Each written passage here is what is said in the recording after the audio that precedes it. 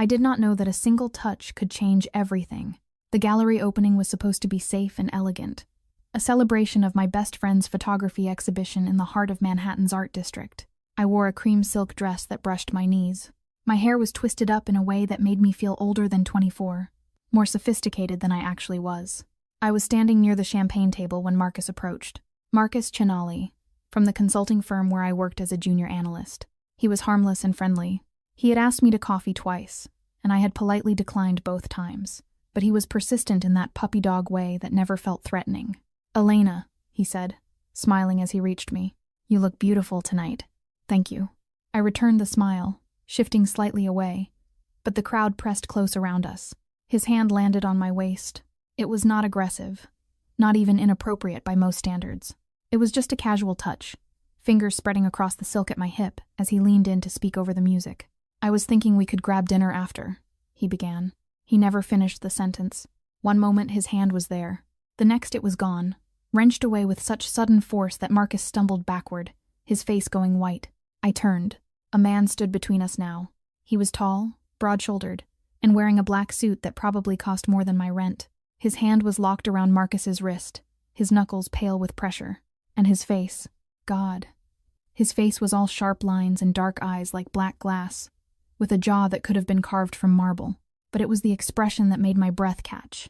It was absolute cold fury, barely contained beneath a veneer of control. "That is the last time," the man said. His voice was low and quiet, the kind of quiet that made every word feel like a blade. Marcus's mouth opened and closed. No sound came out. The man, whoever he was, held Marcus's wrist suspended between them for another second, then released it with deliberate slowness. Marcus jerked back, cradling his arm, his eyes wide with something beyond embarrassment. It was fear. I did not," Marcus stammered. "Leave. One word." That was all it took. Marcus fled into the crowd like a man escaping a burning building. I stood frozen, my heart hammering against my ribs, staring at the stranger who just, defended me? Acted on my behalf? I did not even know him. He turned to face me fully, and the intensity in his gaze made me take an involuntary step back. "You are unhurt." His tone had shifted. It was still controlled, but softer, almost gentle. Yes, I am fine." My voice came out smaller than I wanted. "Who are you?" Something flickered across his face. It was not quite a smile. "Dante." Just the one name, as if it should mean something to me. "I did not need you to do that," I said, though my hands were shaking. "He was not. He touched you." The words hung between us, heavy with implications I could not quite grasp. "I do not understand," I whispered. Dante's jaw tightened. For a long moment, he just looked at me. He studied me, really studied me, like he was memorizing every detail of my face. Then he reached into his jacket and produced a card, holding it out between two fingers. "If anyone bothers you again, call this number." I took the card automatically. It was heavy stock with embossed lettering. It had just a phone number, no name. Why would? But when I looked up, he was already walking away. The crowd parted for him like water around stone. I stood there, champagne forgotten, staring at the card in my trembling hand, trying to understand what had just happened. The gallery blurred around me after that. I found my friend Sophia near her featured installation, a series of haunting black and white portraits. "Sophia?" I said, touching her elbow. "Who was that man? The one in the black suit?" She followed my gaze across the room, but he was gone. "Which one?" "There are like 50 men in black suits here, babe. Tall, dark hair. Looked like he could kill someone with his bare hands." Sophia laughed. "That describes half the art collectors in New York." "Why?" I shook my head, tucking the card into my clutch. "Nothing. Never mind." But it was not nothing. That night, alone in my studio apartment in Brooklyn, I pulled out the card and stared at it under my bedside lamp. The number seemed to glow against the stark white background. "If anyone bothers you again, call this number." Why had he cared? Why had he looked at Marcus like he wanted to break more than just his wrist? And why did the memory of Dante's eyes, dark, possessive, and knowing, make my skin feel too tight? I set the card on my nightstand and turned off the light. But sleep was beside, because somewhere in the back of my mind, beneath the confusion and the fear, was something else. Recognition.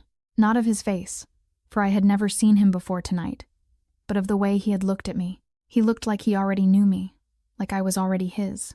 I pulled the blankets up to my chin and stared at the ceiling, listening to the sound of sirens wailing somewhere in the distance. That is when I noticed it. Through my fourth-floor window, parked across the street under the broken streetlight, sat a black Mercedes. The windows were tinted and the engine was off. It had not been there when I came home. I watched it for 10 minutes, then 20. It did not move. My phone buzzed on the nightstand, making me jump. It was an unknown number. My heart stopped. I grabbed the phone, my hands shaking, and opened the message. "Lock your door. Do not open it for anyone tonight." I shot up in bed, rushing to my front door. The deadbolt was locked, but I added the chain for good measure, then returned to the window. The Mercedes was still there. I should have been terrified. I should have called the police. Instead, I clutched my phone to my chest and felt something strange unfurl in my stomach. He was watching over me. This stranger, this man named Dante, who had grabbed another man's wrist with restrained violence just for touching my waist. I looked at the card again, then at the message, then at the black car keeping vigil in the darkness below. And somehow I knew with absolute certainty that my life had just split into a before and an after. Before Marcus touched me, and after Dante stopped him. I did not sleep that night. I just sat by the window watching the Mercedes, wondering who was inside, wondering why I was not more afraid. The Mercedes was gone when dawn broke over Brooklyn. I stood at my window with cold coffee in my hands, staring at the empty space where it had been. I felt strangely abandoned, which was insane. I did not know this man. I did not owe him anything. I should not want anything from him, but I did. I wanted answers. At work that morning, I noticed Marcus's desk was empty. His computer was dark. His coffee mug, the one with the stupid motivational quote, was missing from its usual spot. Marcus called in sick. Jennifer from accounting said when I asked. Apparently, he is taking a few days off. Something cold settled in my chest. I pulled out my phone in the bathroom, staring at that unknown number. My fingers hovered over the call button for 5 full minutes before I shoved the phone back in my pocket. No, I needed to forget about this. About him. About the way his hand had caught Marcus's wrist with such lethal precision. It was as if violence was a language he spoke fluently. But the card burned against my palm like a brand. 2 days passed. Normal days, safe days. I went to work, came home, ordered takeout, and watched the street below my window. There was no Mercedes. I told myself I was relieved. I was lying. On the 3rd night, I went to dinner with Sophia at a new Italian place in Tribeca. She spent the meal talking about a photographer she had met at the gallery opening, and I pretended to listen while pushing pasta around my plate. "You are distracted," Sophia said finally, setting down her wine glass. "What is going on?" "Nothing.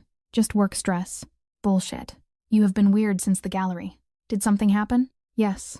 "No," I said instead. "I am fine." Sophia studied me with those sharp, knowing eyes that had seen through my lies since we were roommates in college. But before she could press further, the restaurant door opened, and Dante walked in. My breath caught. He wore charcoal gray tonight, the suit fitting him like armor. His dark hair was pushed back from his face, revealing those sharp cheekbones and that jaw that looked like it had never smiled. Our eyes met across the restaurant. He did not look surprised to see me. He looked satisfied. "Elena?" Sophia's voice sounded far away. "You okay? You are pale." Dante moved through the restaurant like he owned it, and maybe he did. The hostess practically bowed as he passed. The waiters stepped aside, and other diners watched with wary recognition. He stopped at our table. "Miss Moretti." His voice was exactly as I remembered. Low, controlled, and devastating. "May I speak with you?" Sophia's eyebrows shot up. "I am sorry. Who are you?" "It is okay," I said quickly, though nothing about this was okay. "I will just be a minute." I stood on shaking legs and followed him toward the back of the restaurant, acutely aware of every eye tracking our movement. He led me to a private alcove near the bar, far enough from the main dining room that our conversation would be private. "Are you following me?" I asked, trying to sound braver than I felt. "Yes." The honesty shocked me into silence. "You have been watching me," I whispered. "That was you in the car. The text message." "Yes. Why?" Dante stepped closer, and I instinctively backed up until my spine hit the wall. He did not touch me. He kept a careful foot of distance between us, but his presence was suffocating. "Because you need protection." "From what?" His jaw tightened. "From men who think they can touch you without consequence." "Marcus?" "He barely." "It does not matter how far he went." Dante's voice dropped to something dangerous. "He touched what is mine." The words hit me like a physical blow. "I am not yours," I said, but my voice shook. "I do not even know you." "You will." It should have sounded arrogant or threatening. Instead, it sounded like a promise. "I want you to leave me alone," I said, though the words felt like lies on my tongue. Dante studied me for a long moment, his dark eyes tracking every micro-expression on my face. Then he reached into his jacket and pulled out a photograph. My hands shook as I took it. The image showed a man I did not recognize. He was middle-aged, in an expensive suit, with cold eyes. "Viktor Koslov," Dante said. "Russian bratva. 3 nights ago, he put a contract on you." The room tilted. "What? Why would? I do not understand. I am nobody. I work in corporate analysis. I do not. Your father borrowed money." Dante's voice was gentle now, almost sympathetic. "A lot of money from the wrong people. Before he died, he used your name as collateral." "No. My father died when I was 19. That was 5 years ago. I do not. The debt transferred to you." I could not breathe. The walls were closing in. The photograph slipped from my numb fingers. Dante caught it mid-fall. Then he caught me too, as my knees buckled, his hands firm on my arms. "Easy." His voice was right against my ear. "Breathe, Elena. This cannot be real," I whispered. "You are lying." I do not lie. And somehow, impossibly, I believed him. "What do they want?" My voice cracked. "Money? I do not have it. It is not about money anymore." Dante's hands tightened fractionally on my arms. "Koslov wants leverage. He wants to send a message. You are convenient. So what? I am just supposed to die because my father made bad choices?" "No." The word was absolute. "Final. You are supposed to let me protect you." I pulled back to look at him, and the intensity in his gaze made my heart stutter. "Why? Why do you care what happens to me?" Dante's thumb brushed the inside of my wrist. It was so gentle it might have been accidental. But nothing about this man was accidental. "Because 3 months ago, I saw you at a coffee shop near your office," he said quietly. "You were reading a book, smiling at something on the page. The sun came through the window and caught your hair, and you looked." He paused, his jaw working. "You looked like something I did not deserve to want." My breath caught. "I had you investigated," he continued. I should have been horrified, but I was too stunned to move. "Background check, financial records, everything. That is when I found your father's debt. I found out what Koslov was planning." "You have been watching me for 3 months?" "Yes." "That is insane." "Yes," he agreed. "But you are alive." I could not argue with that. "What are you?" I whispered. "Police? Private security?" Dante's smile was slight and humorless. "I am what men like Koslov fear in the dark. Elena, I am the thing that makes them check over their shoulders." Understanding dawned slowly, like ice water down my spine. "You are Mafia." He did not deny it. "And you want to what? Protect me? Own me? Both." The honesty was brutal and intoxicating. "I should run," I said. "You should." Dante's hand came up to cup my face, his thumb tracing my cheekbone with devastating gentleness. "But you will not, because you felt it too at the gallery. That recognition." "Yes," I thought. "God help me, yes. I am not a good man, Elena," he murmured. "But I am the only thing standing between you and a very ugly death. So you have a choice. Walk away now. Take your chances with Koslov. Or come with me. Let me keep you safe. And if I choose you," my voice was barely a whisper, "what does that cost me?" Dante's eyes darkened. "Everything." I did not go back to Sophia's table. Dante led me out through the kitchen. The staff parted as if he were royalty. We walked into a waiting black SUV with tinted windows and a driver who did not make eye contact. "My purse," I said weakly. "Your friend already handled it." Dante slid in beside me, his presence consuming the entire back seat. "Your friend has been informed you had a family emergency. Your purse will be delivered to your apartment tomorrow. You cannot just—" "I can." He pulled out his phone, typed something, then looked at me. And I did, because in approximately 40 minutes, Kozlov's men will arrive at that restaurant. They will not find you. The casual way he said it, like he was discussing the weather, made my stomach drop. "How do you know?"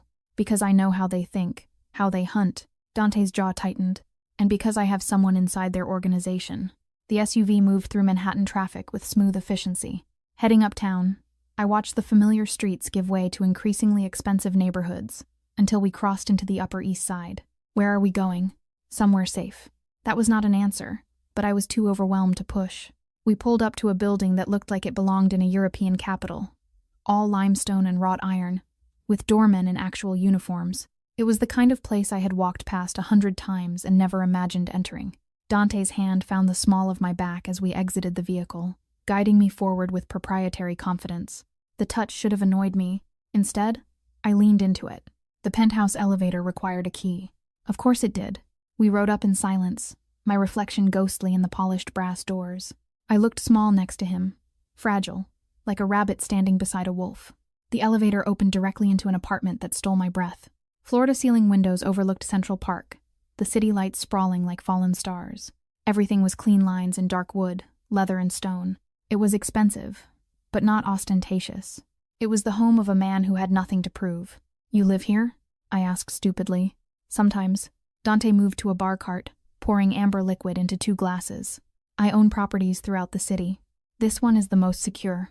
He offered me a glass. Whiskey, by the smell. I took it, but did not drink. "I need to understand what is happening."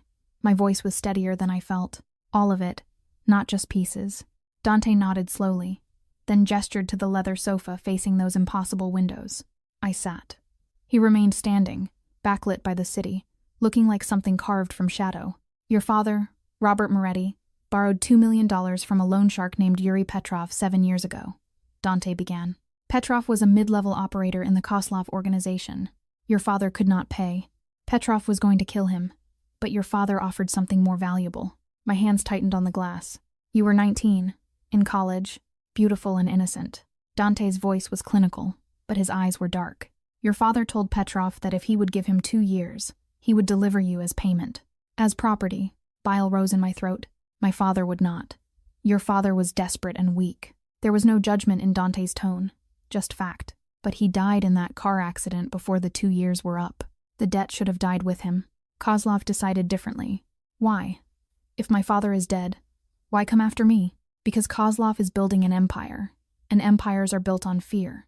Dante moved to the windows, hands in his pockets. "Letting a debt go unpaid, even from a dead man, shows weakness. He cannot afford weakness. So, he activated your father's contract. And you knew about this?" My voice was hollow. "For 3 months? Yes. Why did you not just tell me? Warn me?"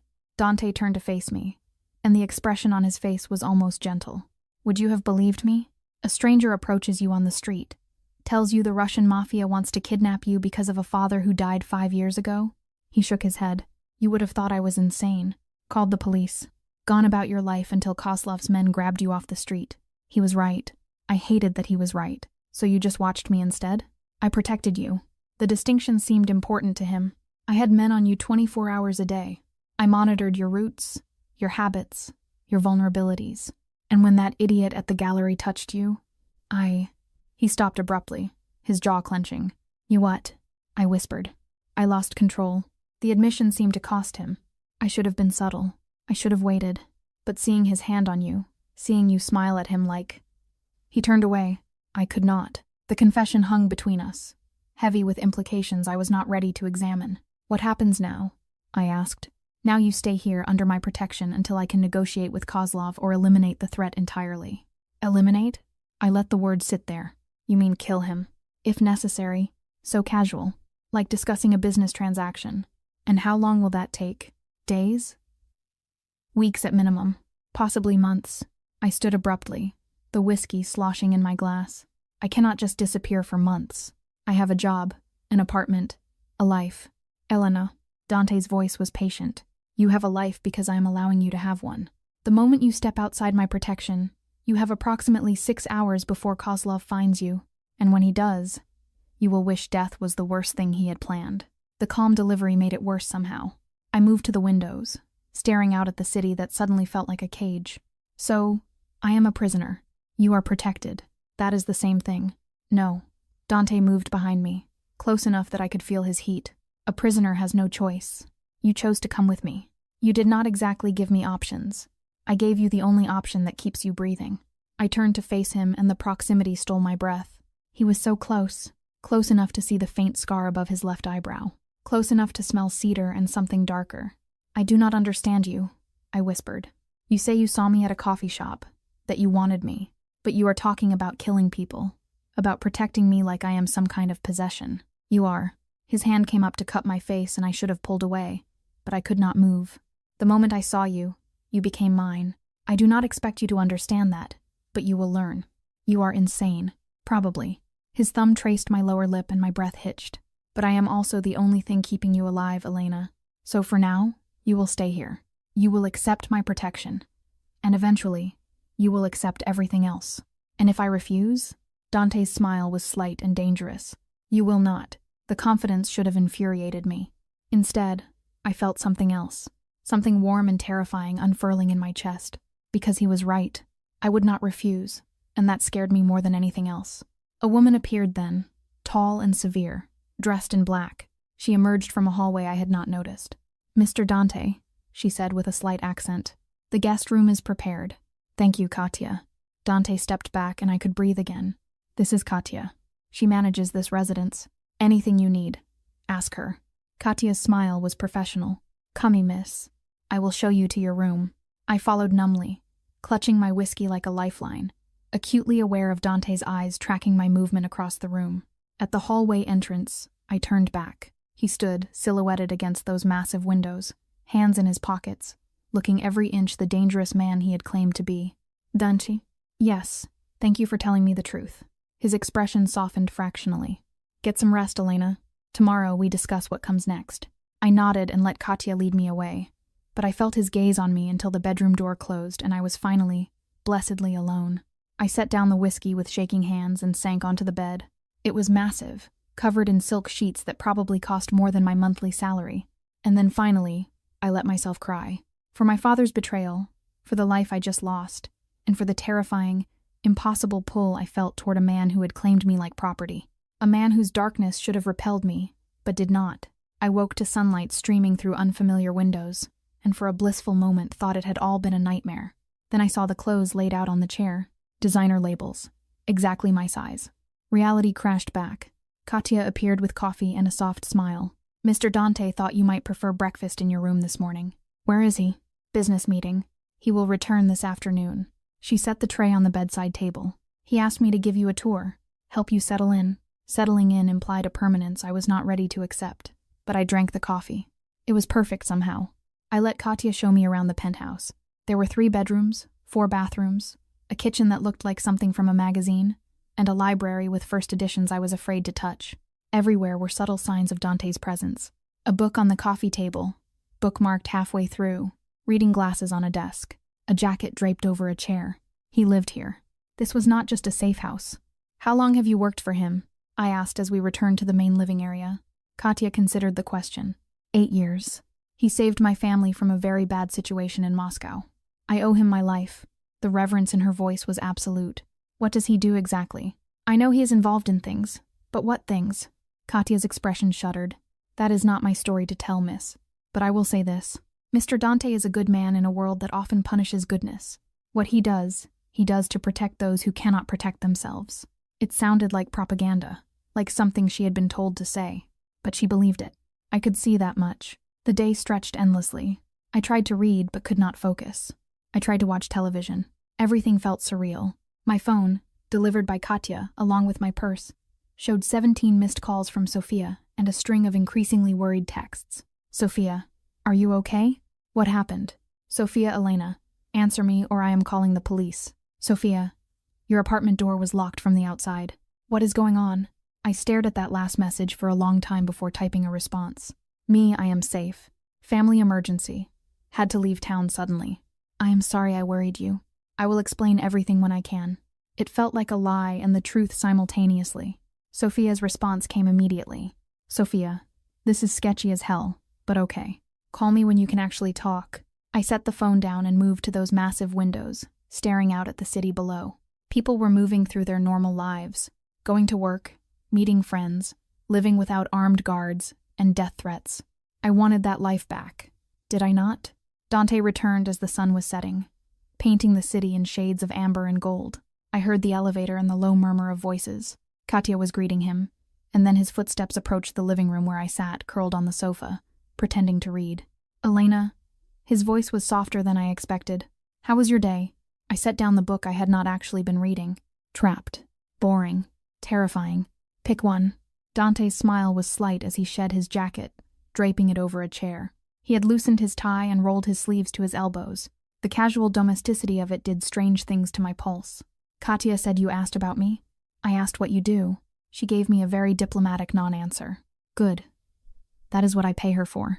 He moved to the bar cart, pouring that amber whiskey. What do you want to know? Everything. Dante turned to face me, glass in hand. I run an organization. We handle problems that the law cannot or will not address. We protect people from predators like Kozlov.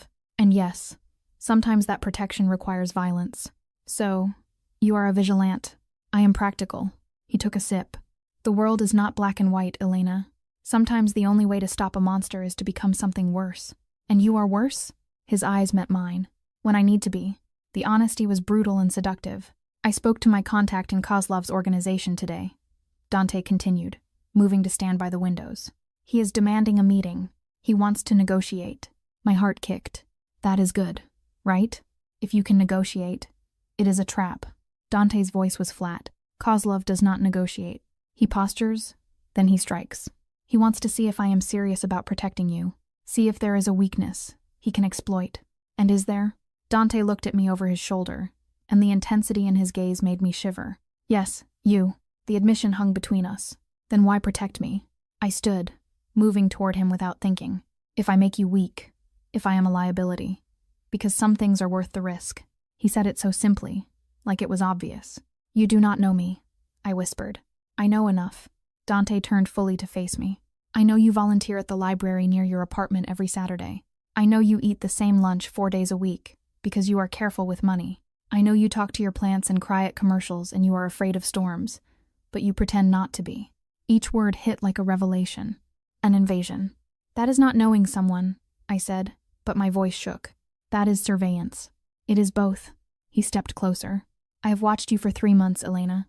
Watched you live your quiet, careful life. Watched you be kind to people who do not deserve it. Watched you smile at strangers and help old women with their groceries. And... He stopped, his jaw clenching. You are good. Genuinely good. And that is rare in my world.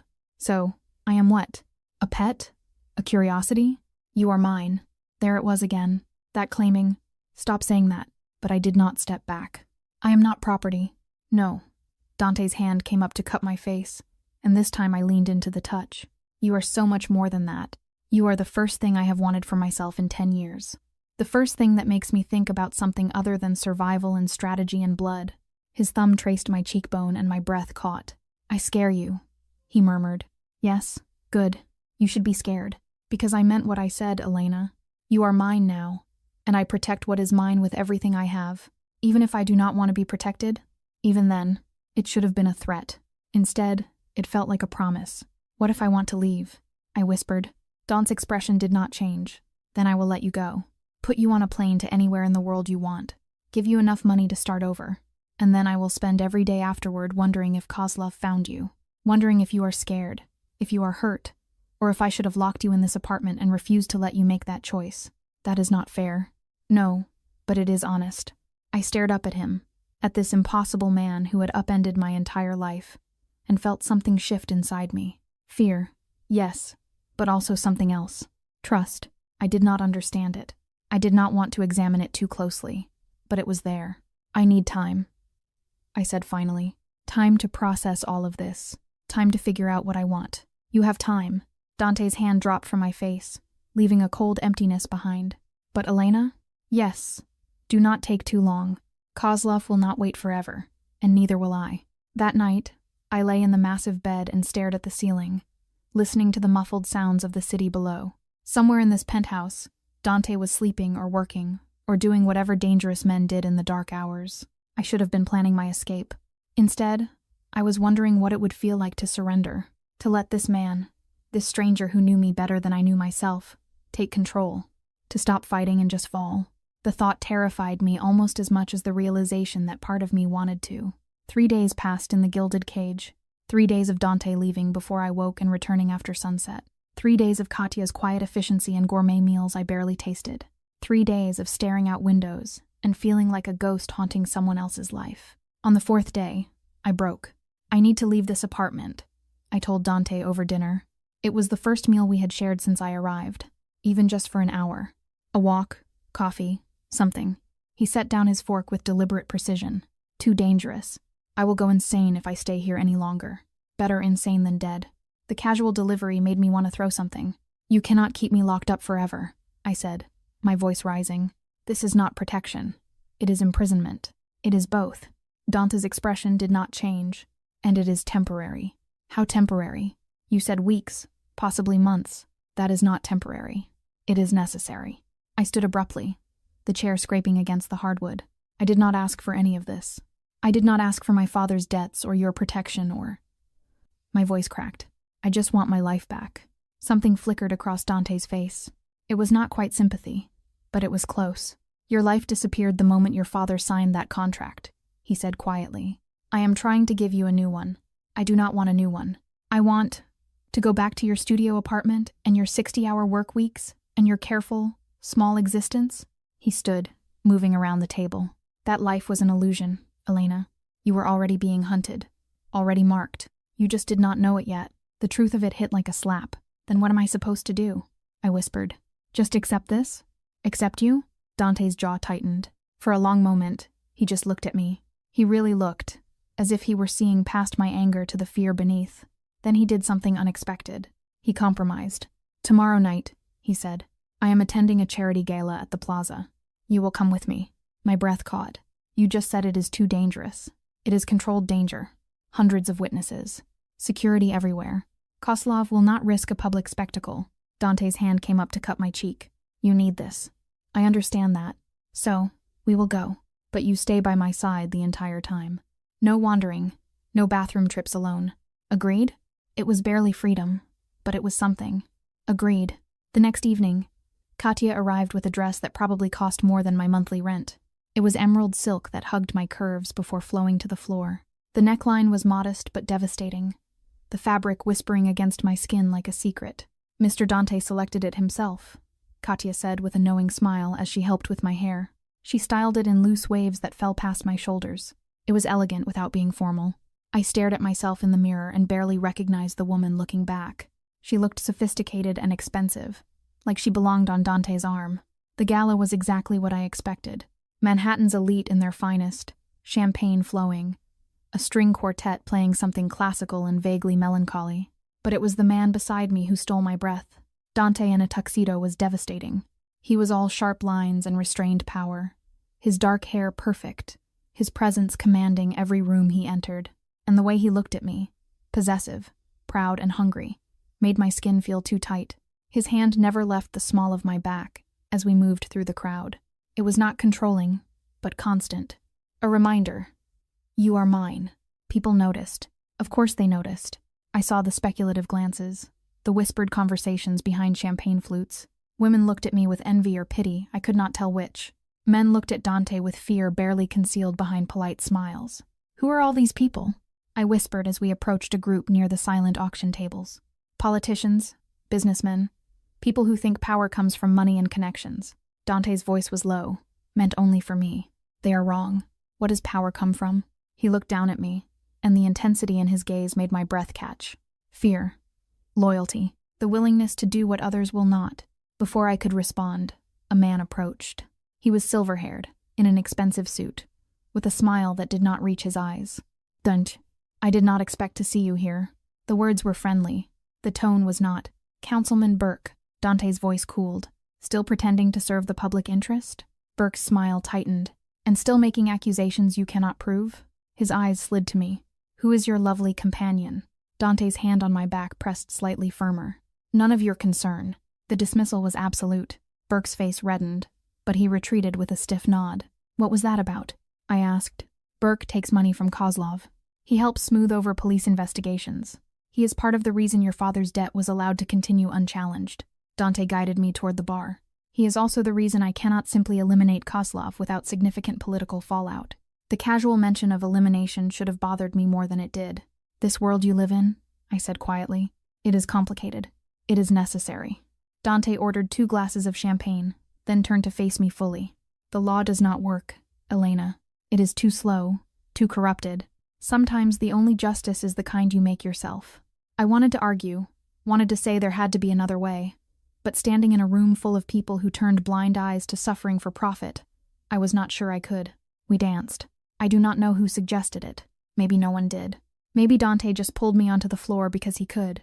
Because his hand belonged on my waist, and his eyes belonged on my face. The quartet played something slow and aching. You are good at this, I said as he moved us through the other couples with easy grace. I was taught young. My mother believed in old-fashioned skills. Something pained crossed his face. She has been gone 15 years. It was the first personal thing he had shared. A crack in the armor. I am sorry. Do not be. She died knowing I would survive. That is all she wanted. I wanted to ask more about her, about his childhood, about how a boy becomes a man like this, but the moment felt too fragile. Instead, I let him hold me. I let myself feel safe in the circle of his arms, surrounded by strangers who would destroy me without a second thought if they knew who I was. Dante's hand slid from my waist to the small of my back, pulling me fractionally closer. It was not inappropriate, but it was intimate. You are beautiful tonight, he murmured against my hair. My breath caught. You clean up nice yourself. His chest vibrated with quiet laughter. It was the first time I had heard him genuinely amused. I meant what I said. Elena, that first night. You are the first thing I have wanted for myself in a decade. His hand tightened on mine. I do not know if that makes me selfish or human, but it is true. I looked up at him, at this impossible man who terrified and fascinated me in equal measure. What do you want from me? I whispered. Everything. No hesitation. But I will take what you are willing to give. The honesty was devastating. I do not know what I can give you. Then we will figure it out together. The music swelled. The world narrowed to just us, spinning slowly in the center of a room full of people who did not matter. And for the first time since that night at the gallery, I felt something other than fear. I felt possibility. We left the gala early. Dante cited business, though I suspected he just wanted me away from curious eyes. In the SUV, his hand found mine in the darkness, interlaced our fingers together. Neither of us spoke, but when we reached the penthouse and he walked me to my bedroom door, he paused. Thank you, he said quietly, for coming tonight, for trusting me. I do not trust you. But my hand was still in his. Not yet. Dante lifted our joined hands, pressing a kiss to my knuckles that felt like a brand. But you will. He released me and stepped back, and I felt the loss like cold water. Good night, Elena. Good night. I closed the door and leaned against it, my heart racing, my skin burning where his lips had touched. This was dangerous. More dangerous than Kozlov. More dangerous than contracts and debts and death threats. Because I was starting to want this. Want him, and that terrified me more than anything else. I woke to shouting. Male voices, harsh and urgent, coming from somewhere in the penthouse. I grabbed the robe Katya had left and stumbled into the hallway, my heart hammering. The argument was happening in Dante's study. The door was half open, light spilling out. You cannot keep her here indefinitely. A man's voice I did not recognize shouted. Kozlov is getting impatient. He is threatening to go public with the debt, ruin her reputation, make her unhireable. Let him try. Dante's voice was ice. I will bury him before the story goes live. You are not thinking clearly. She has made you vulnerable. I know exactly what she has made me. I should have walked away. Should have given them privacy. Instead, I pushed the door open. 3 men stood in the study. Dante was behind his desk, and there were 2 others I had never seen. One was young, maybe 30, with sharp eyes and expensive clothes. The other was older, graying, with the build of someone who had survived violence. All 3 turned to look at me. Elena. Dante's expression softened fractionally. You should not be up. I heard shouting. I pulled the robe tighter. What is happening? The younger man exchanged a look with Dante. We were just discussing strategy. About me. Not a question. Dante's jaw tightened, but he did not deny it. These are my associates, he said instead. Marco. The younger man nodded. And Vincent. They help manage various operations. We are trying to convince your boyfriend that hiding you forever is not a viable long-term strategy, Marco said bluntly, earning a sharp look from Dante. He is not my boyfriend. The words felt like lies. Then what is he? Vincent asked, not unkindly. I looked at Dante. He looked back, his expression unreadable.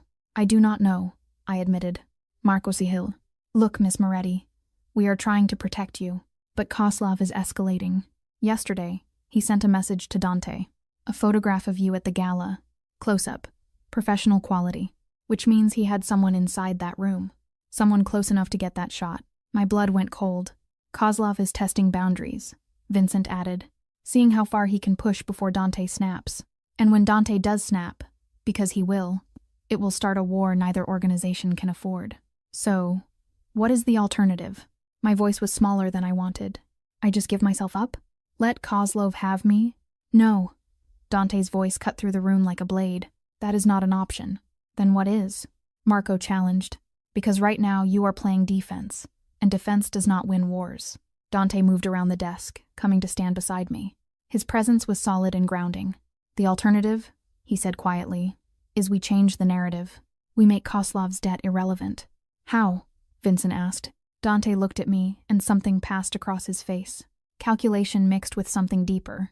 Something almost vulnerable. We get married. The room went silent. Excuse me? My voice cracked. If you are my wife, you are under my protection legally and internationally.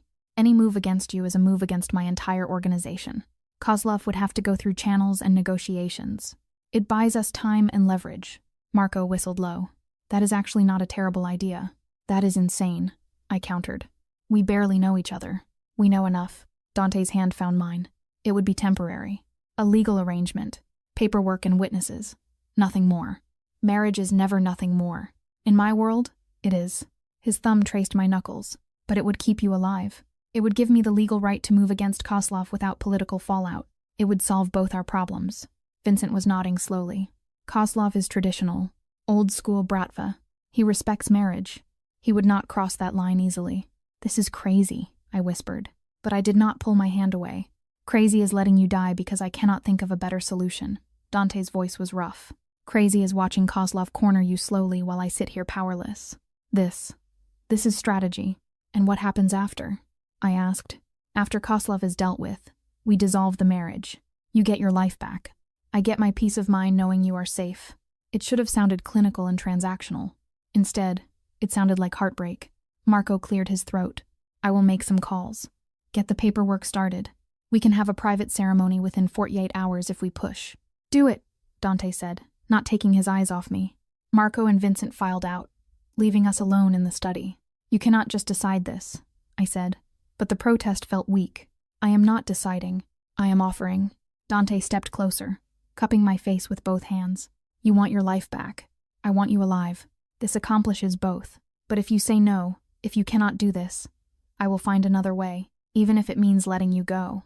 You said you would not let me go. I lead. His smile was bitter. I would let you go if it meant you survived, even if it destroyed me. The confession stole my breath. Why? I whispered. Why do you care this much? Because I have spent 10 years building walls, Elena. Being the thing people fear. Living in darkness because that is where I am useful. His thumb traced my cheekbone. And then I saw you, laughing at something on a page, looking like light made flesh. And for the first time in a decade, I wanted something other than survival. Tears burned my eyes. That is not fair. No, but it is true. I should have said no. I should have run. I should have chosen freedom over this impossible, dangerous man. Instead, I said, 48 hours. Hope flickered across Dante's face. 48 hours. We sign papers. You wear a ring, and I use every resource I have to end this threat permanently. And then you decide. If you want to stay, if you want to go, if you want. He stopped, his jaw clenching. If you want anything more than a legal arrangement. My heart was racing. My hands were shaking. Every logical part of my brain was screaming that this was madness. But the illogical part, the part that had felt recognition at that gallery, that had leaned into his touch, that had danced with him and felt safe. That part was whispering something different. Okay, I breathed. Okay, I will do it. Dante's eyes closed briefly, as if I had just granted him a reprieve from execution. Thank you. Do not thank me yet. I pulled back, wrapping my arms around myself. We do not know if this will work. If Koslov will respect it, it will work. Absolute certainty. Because I will make it work. The next 2 days were a blur. Paperwork appeared. Lawyers I never met. A marriage license obtained through channels I did not want to examine. Katya arrived with another dress. It was simpler than the gala gown, but elegant, made of cream, lace, and silk. It was beautiful without being bridal. It is not a real wedding, I told her as she pinned my hair. Katya met my eyes in the mirror. Is it not? I did not have an answer. The ceremony happened in Dante's penthouse. It was just Marco and Vincent as witnesses, and an officiant who asked no questions and accepted a cash payment. Dante wore black. Of course he did. I wore cream and carried a single white rose that someone, probably Katya, had left on my dresser. The words were standard, legal, and impersonal. But when Dante slid the ring onto my finger, white gold, simple and elegant, his hand shook just slightly, just enough that I noticed. You may kiss the bride. Dante looked at me, a question in his eyes. I nodded. His kiss was gentle and reverent. It was nothing like the claiming I had expected. It was just his lips on mine, soft and careful, like I was something precious. When he pulled back, His forehead rested against mine. "Thank you," he whispered, so quiet only I could hear. "For trusting me. Do not make me regret it." "I will not." It felt like a vow more binding than anything the officiant had said. That night, I stood in my bedroom, now legally married to a man I had known less than 2 weeks, and stared at the ring on my finger. Mrs. Elena Dante. No. He had never told me his last name. I was Mrs. Elena. What? I laughed, slightly hysterical. A knock came at the door. "Come in." Dante entered. He was still wearing his suit pants and white shirt, his tie discarded. He looked younger like this, more human. "I wanted to check on you." He stopped in the doorway, maintaining a careful distance. "Make sure you are okay. I married a man whose last name I do not even know." A slight smile. "Caruso. Dante Caruso. Mrs. Caruso." I tested the words. They felt foreign. "That is going to take getting used to. You do not have to use it." "Not really. This is just paperwork." But the way he said it, as if the words hurt, told me he wanted it to be more. "Elena, you should rest." He stepped back. "Tomorrow we send word to Kozlov. Let him know the situation has changed. Let him decide his next move. And if he does not care, if he comes anyway." Dante's expression hardened. "Then I will show him exactly why people fear my name." Kozlov's response came 3 days later. I was reading in the library when Dante found me, his face carved from stone. "He wants a meeting tonight." Neutral ground. My book fell from numb fingers.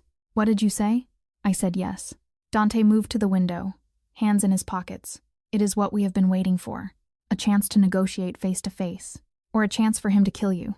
Possibly. So casual. But I will have Marco and Vincent, armed security, and I will be prepared. Then I am coming with you." "Absolutely not." I stood, crossing to him. "I am the reason for this meeting. I should be there. You are the reason I cannot afford distractions." Dante turned, cupping my face. "If you are there, all I will think about is keeping you safe. I need to be focused and cold. I cannot be those things if I am worried about you. So, I just wait here? Wonder if you are coming back?" His jaw tightened. "Yes." "That is not fair." "No. But it is necessary." We stared at each other, wills clashing silently. Finally, I looked away.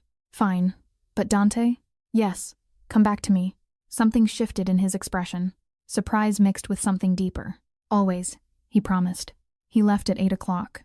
I watched from the window as the SUV pulled away. Dante's dark form was visible in the back seat, with Marco and Vincent in a second vehicle behind. Then they were gone, swallowed by Manhattan traffic. Katya brought tea I did not drink. She offered dinner I could not eat. Finally, she left me alone in the living room as the city lights blazed outside. Hours crawled past. 9, 10, 11. My phone stayed silent. At midnight, I started pacing, every worst-case scenario playing on loop. Kozlov betraying the truce. Dante bleeding out in some warehouse. Me trapped in this penthouse forever, waiting for news that would never come. At 1 o'clock in the morning, I heard the elevator. I ran. Dante stepped out and my heart stopped. There was blood on his white shirt, split knuckles, and a cut above his eyebrow. But he was alive. Oh God. I rushed forward, my hands hovering over the blood, afraid to touch. "What happened? Are you?" "It is not mine." His voice was rough and exhausted. "Most of it, anyway." "Most?" Kozlov brought twice the agreed security. Things got tense. Dante caught my hands. "But he agreed to a settlement. You are free, Elena. The debt is cleared." The words did not register immediately. "Free?" A tired smile. "It cost me a significant amount of money and 3 territory concessions. But it is done. He will sign the paperwork tomorrow." "You are safe." I should have felt relieved, ecstatic. Instead, I felt hollow. "So, I can leave?" "Not a question." Dante's smile faded. "Yes, if that is what you want. And the marriage? We will have it annulled quietly. You will get a settlement. Enough to start over wherever you want." He had thought of everything. He had planned for every contingency, except the one where I did not want to leave. "What if—" I stopped, the words catching in my throat. "What if what?" Dante asked gently. "What if I do not want an annulment?" The silence that followed was deafening. Dante stared at me, as if I had spoken a foreign language. "Elena, I know this started as strategy, as protection, but these past 2 weeks, I forced myself to meet his eyes. I have seen you, Dante. Not just the dangerous parts, but the gentle parts, too. The way you look at me. The way you have never once forced anything. The way you— Do not." His voice was strained. "Do not say things you do not mean just because you are grateful. I am not grateful. I am terrified. The confession burst out. I am terrified because I came here expecting a monster and found a man. A man who makes me feel safe and seen and wanted in a way I have never. Dante's mouth was on mine before I could finish. It was not gentle like our wedding kiss. It was desperate and hungry, his hands cupping my face as if I might disappear, his body pressing mine back against the wall behind me. I gasped against his lips, and he took the opportunity to deepen the kiss, his tongue sliding against mine in a way that made my knees weak. This was claiming. This was possession. This was everything I had feared and wanted in equal measure. When he finally pulled back, we were both breathing hard. I tried, Dante said roughly, his forehead pressed to mine. Tried to keep distance. Tried to make this just business. But Elena, every day you have been here has been torture. Watching you, wanting you, knowing I had no right. You have a right. My hands fisted in his shirt. I am your wife on paper. Does it feel like paper to you? His eyes darkened. No. Then stop treating me like I am made of glass. I pulled him closer, bolder than I had ever been. I am here. I am choosing this. I am choosing you. You do not know what you are choosing. Then show me. For a long moment, Dante just looked at me, searching for doubt, for hesitation. I gave him none. Are you sure? His voice was barely above a whisper. I answered by kissing him. This time, I was the one who pressed forward, who opened my mouth beneath his, who let my hands slide up his chest to wrap around his neck. Dante made a sound low in his throat, something between a groan and a prayer, and lifted me. I wrapped my legs around his waist instinctively as he carried me down the hallway, not to my bedroom, to his. The room was dark and masculine. A massive bed dominated the space, and floor-to-ceiling windows overlooked the city. Dante set me down gently at the edge of the bed, then stepped back. If you want to stop, I do not. But my hands were shaking as I reached for the buttons of my shirt. He caught my hands. Let me. His fingers were steady as he undid each button with devastating slowness. It was reverent, like unwrapping something sacred. When the shirt fell away, he traced the edge of my bra strap with one finger, his eyes locked on mine. Beautiful, he murmured. I knew you would be. I kissed him to stop the words, suddenly shy despite my boldness moments before. Dante smiled against my mouth. Nervous? Yes. Good. So am I. That surprised me. You think I do this often? Bring women to my bedroom? Let them see the parts of me I keep hidden? He cupped my face.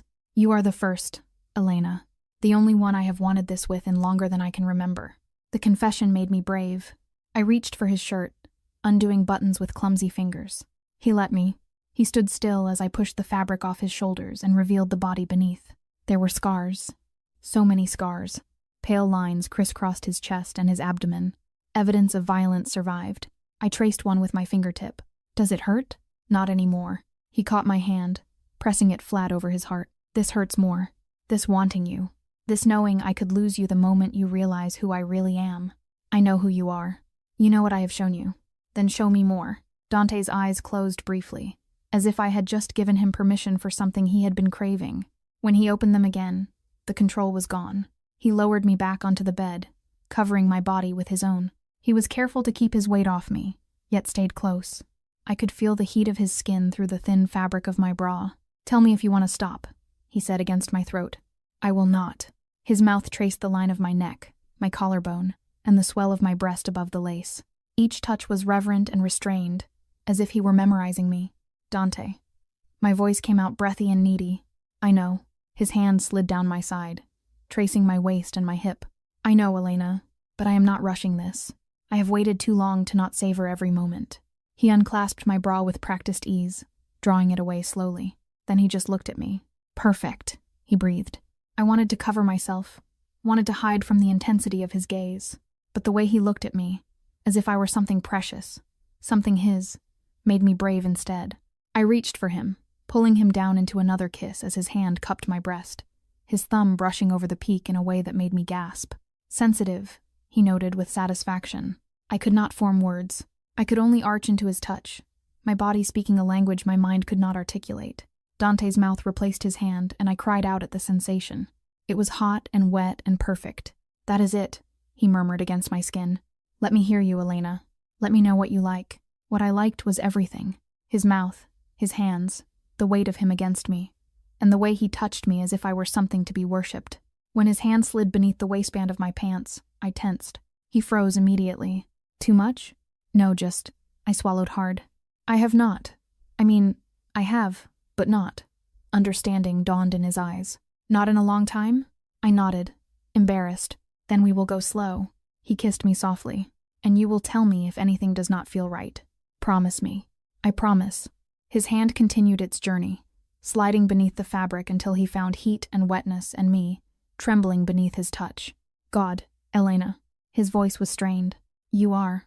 I kissed him before he could finish, too overwhelmed to hear whatever devastating thing he was about to say. His fingers moved in slow circles, building pressure and heat until I was gasping against his mouth, my hips moving instinctively. That is it, he encouraged. Take what you need. The permission shattered something inside me. I came apart in his arms, crying out his name, clutching his shoulders as waves of pleasure crashed over me. When I came back to myself, Dante was watching me with an expression so tender it made my chest ache.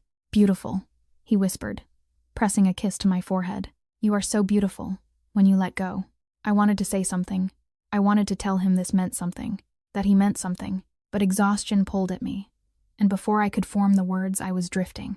The last thing I felt was Dante pulling the blankets over me, his body curving around mine like a shield. The last thing I heard was his voice, barely a whisper. I love you, Elena. God help me. I love you. I woke to an empty bed and the sound of shouting. For one disoriented moment, I thought it was a dream. Then reality crashed back. Last night, Dante's touch. His whispered confession. He thought I had not heard. The shouting got louder. I grabbed Dante's shirt from the floor, pulling it on as I stumbled into the hallway, my heart hammering. Voices were coming from the living room, angry and urgent. I should have known he would betray the agreement. Not now, Marco. She needs to know. I rounded the corner to find Dante, Marco, and Vincent in a tense formation near the windows. Dante was on the phone, his face carved from granite. All three turned when I entered. Elena. Dante ended the call. Go back to the bedroom. What is happening? Nothing you need to worry about. Kozlov broke the agreement, Marco said bluntly, ignoring Dante's sharp look. The paperwork he signed yesterday was forged. He is claiming the debt still stands, and demanding Elena be turned over by midnight tonight, or he will declare open war. The floor tilted. What? I looked at Dante. But you said... I know what I said. His voice was tight with barely controlled fury. I was wrong. Kozlov played us. He used the meeting to learn our weaknesses and our security protocols. The money I paid him is already distributed to his men as bonuses. He never intended to honor the agreement. Vincent moved to stand by the window, scanning the street below. We have maybe 6 hours before he makes his move. We need to relocate her somewhere he cannot reach. No, Dante's voice was absolute. We are done running. You cannot seriously be considering. I am not considering anything. Dante's eyes met mine across the room. I am ending this tonight.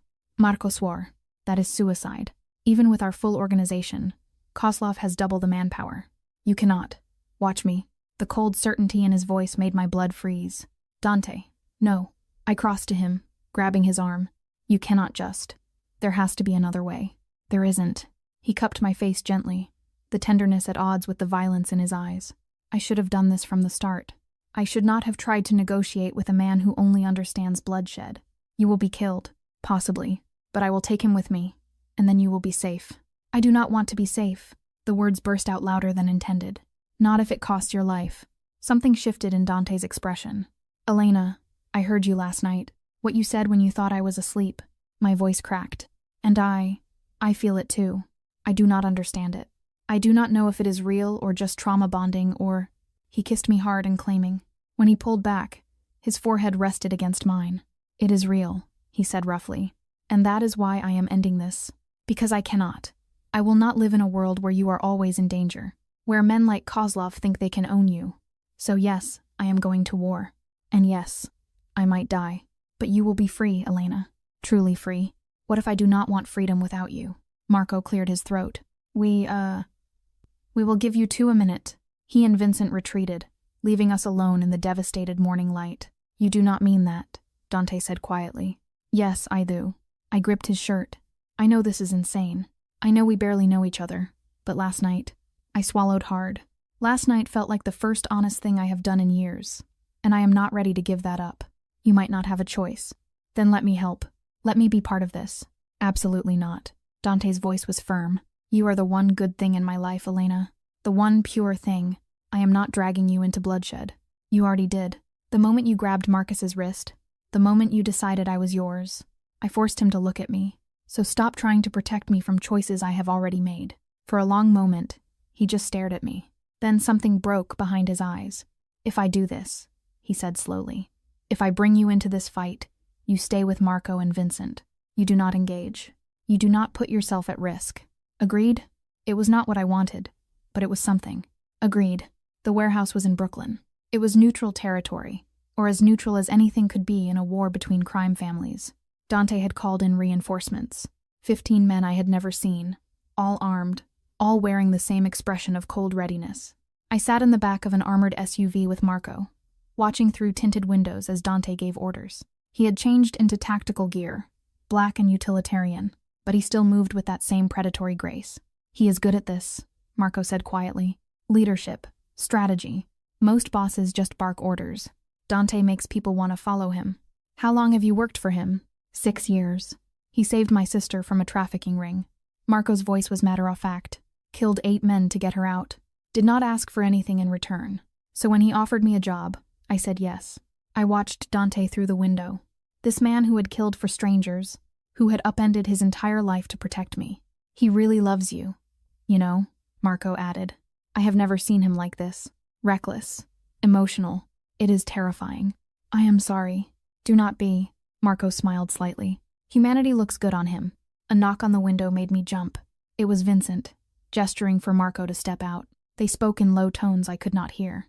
Then Marco was back, his expression grim. Kozlov is here early. My heart stopped. What does that mean? It means he is confident. Thinks he has already won. Marco checked his weapon. Stay in the car. No matter what happens, Vincent will stay with you. But Marco was already gone, moving to join Dante's formation. Vincent slid into the driver's seat, meeting my eyes in the rearview mirror. It will be okay, Mrs. Caruso. I wanted to believe him. Through the window, I watched Kozlov arrive with his own convoy. A dozen SUVs, maybe 30 men. We were outnumbered. The two groups faced each other across the empty warehouse floor like armies at dawn. Dante stepped forward. So did Kozlov. He was older, silver-haired, wearing a suit that probably cost more than most people's cars. They spoke. They were too far away for me to hear. Then Kozlov laughed and pulled a gun. No. I lunged forward, but Vincent caught my arm. Do not! On the warehouse floor, chaos erupted. Gunfire. Shouts. Bodies moving with lethal precision. I could not breathe. Could not think. I could only watch in horror as Dante moved through the violence like a dancer. Disarming one man, shooting another, moving with a grace that was terrible and beautiful. But there were so many of them. A man got past Dante's guard, a knife flashing. I screamed. Dante turned, but too slow. Marco appeared from nowhere, taking the knife meant for Dante's back. He went down hard. No! Dante's roar of fury was audible even through the car windows. What happened next was brutal. Dante became something else. Something beyond human. He moved through Kozlov's men like an avenging angel. Each movement was precise, lethal, and unstoppable. I watched, my hands pressed to the window, unable to look away. When the dust settled, and the gunpowder haze was hanging in the air, Kozlov was on his knees. Dante stood over him, a gun pressed to the Russian's temple. They spoke briefly, a final exchange. Then Dante pulled the trigger. The ride back was silent. Marco was alive, barely. Medics were handling him at a private facility Dante owned. The wound was serious but survivable. Kozlov was dead, and his organization was in shambles. The war was over. But Dante sat across from me in the SUV with blood on his hands, literal blood, and said nothing. When we reached the penthouse, he started to walk past me toward his study. I caught his arm. Do not. My voice cracked. Do not shut me out. Not after everything. You saw what I am, Elena. His voice was hollow. What I am capable of. You should be running. I am not running. I turned him to face me. I am staying because I meant what I said. I love you. His eyes closed, as if the words caused pain. You love an idea of me. Not. I love the man who held me gently while planning violence. I love the man who killed for his friend, who built something terrifying and good simultaneously. I cupped his blood-stained hand. I love all of it, Dante. The darkness and the light. When he opened his eyes, they were wet. I do not deserve you. Probably not. I smiled through tears. But you have me anyway. He kissed me then. Desperate, broken, and whole. And I kissed him back, tasting salt and copper and love. 3 weeks after Kozlov's death, I stood in the penthouse bedroom, our bedroom, now packing a suitcase. Not to leave, but to go home, or what used to be home. Dante leaned against the doorframe, watching with an expression I could not quite read. You do not have to do this, he said quietly. I do. I folded another shirt. I have been gone almost 2 months. My landlord thinks I am dead. My boss has probably filled my position. I need to close that chapter properly. I could have someone handle it. I know, but I need to do it myself. He nodded slowly. I will come with you. You do not have to, Dante. He moved into the room, catching my hand. I let you out of my sight for 3 hours last week to have coffee with Sophia, and I nearly had a panic attack. You think I am letting you go back to Brooklyn alone? Despite everything, I smiled. Overprotective much? Unapologetically. He pressed a kiss to my knuckles. You are stuck with me now, Mrs. Caruso. The name still felt surreal, but good. We had made it legal. Really legal. Not just paperwork for protection. We had a quiet ceremony 2 weeks ago with just Marco, who was recovering and grumpy about his stitches, and Vincent as witnesses. Katya had cried. I had cried. Dante had looked at me as if I had just given him the world. My studio apartment looked smaller than I remembered. Dust covered everything. Mail was piled up behind the door. Mostly bills and junk. The plants I talked to were brown and dead. Evidence of a life interrupted. Dante stood in the center of the tiny space, looking impossibly out of place among my thrift store furniture and clearance rack decorations. This is where you lived? There was no judgment in his voice. Just curiosity. This is where I survived, I corrected, running my hand along the kitchen counter. There is a difference. I started sorting through belongings. What to keep, what to donate, what to throw away. Most of it felt like it belonged to someone else now. That careful, quiet girl who had lived here, who had measured every decision, who had never taken risks, and who had been so damn small. She was gone. In her place was someone I barely recognized. Someone married to a dangerous man. Someone who had watched violence and chosen love anyway. Someone brave. What are you thinking? Dante asked, coming to stand behind me. That I do not know who I am anymore. I turned to face him, and that maybe that is okay. His hand cupped my cheek. You are still you, Elena. Just more. Louder. Braver. Or maybe just crazier. I leaned into his touch. Normal people do not fall in love with mafia bosses. Good thing you are not normal then. We boxed up the essentials. Photos, books, and a few sentimental items. The rest I would donate or leave for the next tenant. As I was taping up the final box, my phone rang. Sophia, I answered with trepidation. Hey yourself, stranger. Sophia's voice was sharp. You have 30 seconds to explain why you have been dodging my calls for a month, or I am showing up at whatever address you are hiding at with wine and a crowbar. It is complicated. It is always complicated with you lately.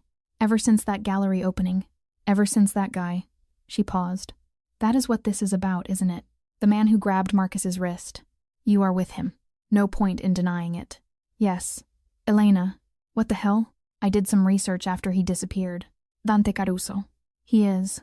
I know what he is. And you are still. I married him. Silence. Long and loaded. You what? I see hid. Can we do this in person? I promise I will explain everything. Just trust me, please. Another pause. Fine. But this explanation better be good, and include details about what he is like in. Sophia. She laughed. Fine. But seriously, babe, you okay? I looked at Dante, who was pretending not to listen, while very obviously listening. Yeah, I said softly. I am actually really okay. Then I am happy for you. Terrified, but happy. Dinner next week? Definitely. I hung up to find Dante smiling slightly. She sounds protective. She is. You will like her. I pocketed my phone. And she will probably threaten to kill you if you hurt me. Good. You should have people willing to kill for you. Only Dante would say something like that and mean it as a compliment. We left the apartment at sunset. The boxes were loaded into the SUV. Vincent drove. It was always Vincent, our silent guardian, while Dante and I sat in the back. Regrets? Dante asked as we crossed back into Manhattan. I thought about it. Really thought. No, I said finally. My life before was safe and predictable, but it was not living. Not really. And now? Now I am terrified most days. Never sure what is coming next. Married to a man with enemies and blood on his hands. I interlaced my fingers through his. But I have never felt more alive. Dante lifted our joined hands, pressing a kiss to my knuckles. I do not know what I did to deserve you, he murmured. You grabbed a man's wrist and said, that is the last time. I smiled at the memory. And you meant it. You meant it so completely that you upended both our lives to keep me safe. I would do it again. I know. We rode in comfortable silence for a while, watching the city lights blur past. Elena, if you ever want to go back to that quiet life, that safety, tell me. I will find a way. I will. Dante. I turned to face him fully. I chose you. Not just once, but every day. I choose you. The danger, the darkness, all of it. Because you are worth it. His eyes were suspiciously bright. I love you, he said roughly. More than I have words for. I love you too. I leaned in, kissing him softly. My dangerous, impossible man. He smiled against my lips. Your husband. Yes, that too. Back at the penthouse, we carried boxes up together, despite Dante's insistence that he could have someone do it. As I unpacked books onto the shelf that was now our shelf, in the home that was now our home, something settled in my chest. Peace, not the absence of danger. Dante's world would always carry risk and shadows, but there was peace in knowing I had chosen this. I had chosen him. I had chosen to be brave instead of safe. Marco stopped by later that evening. He was moving gingerly, but healing well. He took one look at my boxes scattered around the living room and grinned. Welcome home, Mrs. Caruso. The name still made my heart flutter. Thanks, Marco. Fair warning, Dante is already talking about getting you a security detail for when he is not around. Vincent and I drew straws. I lost. I laughed. I do not need a babysitter. Tell that to your husband. He is convinced you are going to get kidnapped every time you leave the building. He is not wrong to worry, Dante said, emerging from his study. Elena has a talent for attracting danger. I do not. You married me. That is literally courting danger. But he was smiling. Marco excused himself, citing physical therapy, and Dante pulled me into his arms. Happy? He asked. I looked around the penthouse at my books on his shelves, my clothes in his closet, and my life tangled irrevocably with his. Yeah, I said. I really am. Good. He kissed my forehead. Because you are stuck with me now. I thought we established that already. It bears repeating. His hand slid to my waist, his thumb tracing patterns through my shirt. Every day for the rest of our lives, if necessary. I pulled back to look at him. The rest of our lives? That is a long time. Not nearly long enough, Dante murmured. And when he kissed me, deep and slow and full of promise, I believed him. 6 months later, we were in one of Dante's upscale Italian restaurants in Midtown. It was the kind of place where politicians and businessmen brokered deals over wine that cost more than my old monthly rent. I sat in the back office reviewing financial reports, my stylus moving across the tablet as I flagged discrepancies. It turned out I was good at this. The business side of Dante's operations, the legitimate side, anyway. The restaurants, the real estate holdings, and the import company that was actually just an import company. I had quit my corporate job 3 months ago. Dante had offered me a position managing his legitimate businesses, and I had accepted, partially because I was good at it, partially because working together meant more time together, and partially because sitting at home under protective surveillance had been slowly driving me insane. A knock came at the door. Marco stuck his head in. Delivery for you. I looked up, confused. I did not order anything. Not that kind of delivery. He pushed the door open wider, and Sophia burst in. Surprise. I stood, laughing as she pulled me into a hug. What are you doing here? What? I cannot visit my best friend at her fancy new office. Sophia pulled back, looking around. Damn, Elena, you have upgraded. It is just a workspace, with Italian marble and art I cannot afford to look at. She grinned. I am happy for you. Terrified still, but happy. We had dinner several times over the past months.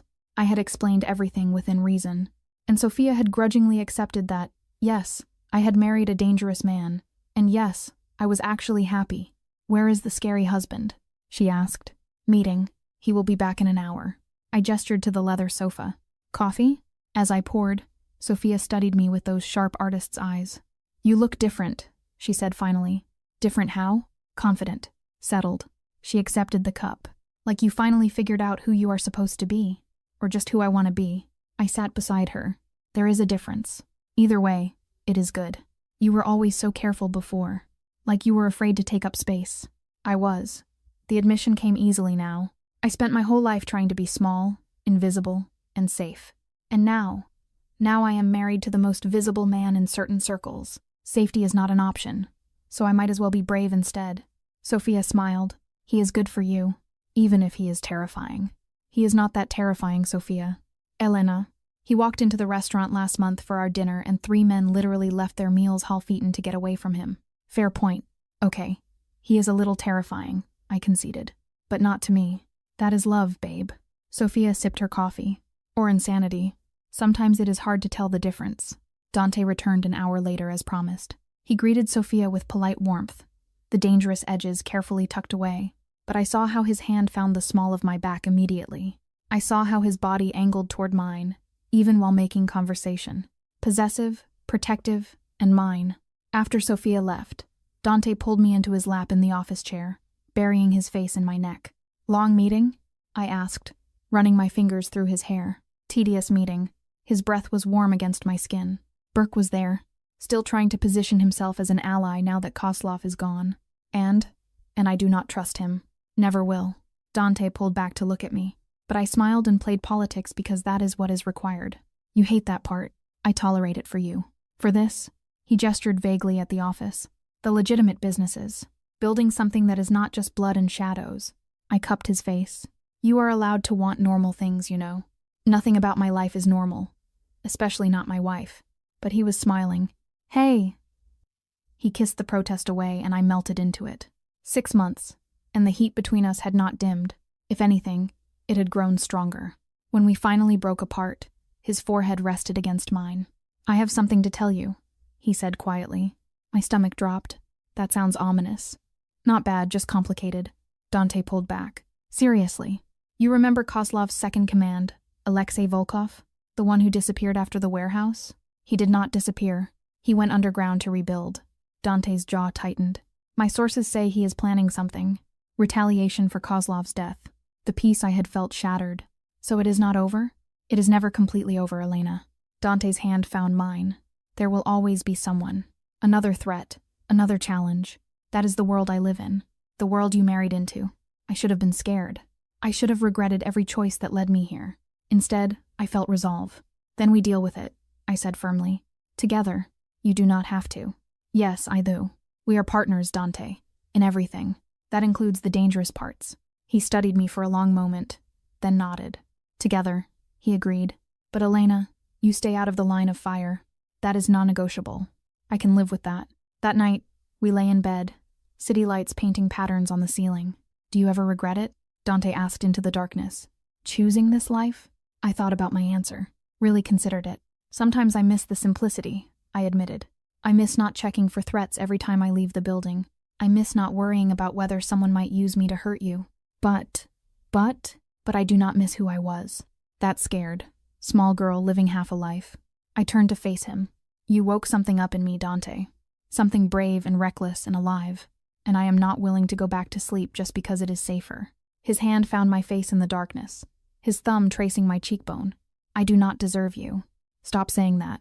It is true. No. I caught his hand, pressing it against my heart. You see the worst parts of yourself and think, that is all you are. But I see the man who saved Katya's family, who protected Marco's sister, who has built legitimate businesses that employ hundreds of people, who loves me so completely, it terrifies you. It does terrify me. The confession was raw. Loving you, knowing you could be taken from me, used against me. But I am selfish enough to keep you anyway. I smiled in the darkness. Good. Because I am not going anywhere. We lay in silence for a while, his heartbeat steady beneath my palm. Don't? Whatever comes next, with Volkov or anyone else, we face it together. Promise me you will not try to protect me by shutting me out. His arm tightened around me. I promised to try. But Elena, if it comes down to your safety or keeping you informed, I am choosing safety every time. That is not non-negotiable. But his voice was gentle. You are the best thing in my life. I am not losing you. Not to Volkov. Not to anyone. I wanted to argue, to demand equal partnership in all things. But the fierce protectiveness in his voice stopped me. Because I felt it too. That same desperate need to keep him safe, even if it meant making impossible choices. Okay, I whispered finally. But you have to promise me something in return. Anything. If it comes down to choosing between your life and mine, you choose yours. Elena, promise me, Dunci. Promise me you will not sacrifice yourself to save me because I cannot. My voice cracked. I cannot survive in a world without you anymore. His silence stretched long enough that I thought he might refuse. Then, I promise I will try to keep us both alive. It was not the answer I wanted, but it was honest. I had learned to value his honesty above everything else. I love you. I said into the darkness. I love you too. He pressed a kiss to my forehead. More than anything. More than is probably wise. Wisdom is overrated. His quiet laugh rumbled through his chest. You have corrupted me completely, Mrs. Caruso. Good. I snuggled closer. That was the plan all along. I fell asleep wrapped in his arms. I was safe in the knowledge that tomorrow would bring new challenges and new threats, but also new moments, new memories, and new reasons to be brave. Because this life, dangerous, unpredictable, and terrifying, was mine. It was ours, and I would not trade it for anything, not even the promise of safety, because some things were worth the risk. For this, Dante Caruso, my impossible, dangerous, beautiful man, he was worth everything. 3 years later, the nursery was painted soft gray with white accents. It was a compromise between my desire for color and Dante's insistence on sophistication. I stood at the window, my hand resting on my swollen belly, watching the sun set over Manhattan. Behind me, Dante was assembling a crib with Vincent's help. Or rather, he was arguing with Vincent about the correct way to assemble a crib, while Marco watched and made unhelpful comments. I am telling you, that piece goes there. The instructions clearly state. Instructions are suggestions. I smiled, turning away from the window. Boys, if you break my daughter's crib, I am breaking you. All 3 men immediately settled down. Dante looked up from the scattered pieces, his hair disheveled. How are you feeling? Like I am smuggling a watermelon. I waddled over. There was no dignified way to describe pregnancy movement. But happy. His hand found my belly, pressing gently where our daughter was currently practicing her kickboxing routine. She is strong, he murmured. She is violent. Wonder where she gets that from. Marco snorted. Vincent coughed to cover a laugh. Dante just smiled. She will need to be strong. Being a Caruso comes with complications. That was an understatement. Volkov had been dealt with 2 years ago. Quietly, efficiently, and permanently. But there were always others. There were always new threats emerging from the shadows. We had learned to live with it.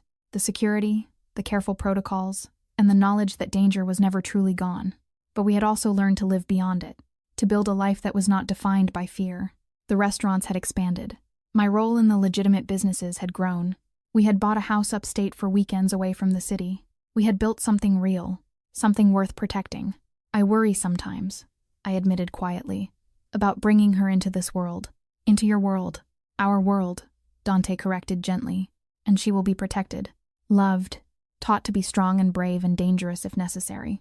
His hand stayed on my belly, but also kind, because her mother is the best person I know, and she will teach her that strength is not just about violence. Tears pricked my eyes. Damn pregnancy hormones. You are going to be such a good father. I am going to try. He kissed me softly. With your help. Marco and Vincent had quietly excused themselves at some point, leaving us alone in the nursery. Dante pulled me carefully into his arms.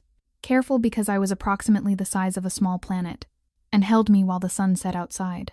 Thank you, he murmured. For what? For choosing me. For staying. For giving me a life I never imagined I could have. I pulled back to look at him. You saved me first. That night at the gallery. Every day since. We saved each other, he said simply. And standing there in the nursery we built together. In the home we had made. Waiting for the daughter we had created. I knew it was true. This life was dangerous and complicated.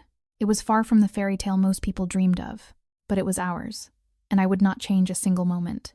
Not the fear, not the blood, and not the impossible, reckless choice I had made that night to follow a stranger into the darkness. Because that stranger had become my husband, my partner, and my home. And together, we had learned that love was not always safe. Sometimes it was terrifying and violent and born from trauma. But it was real.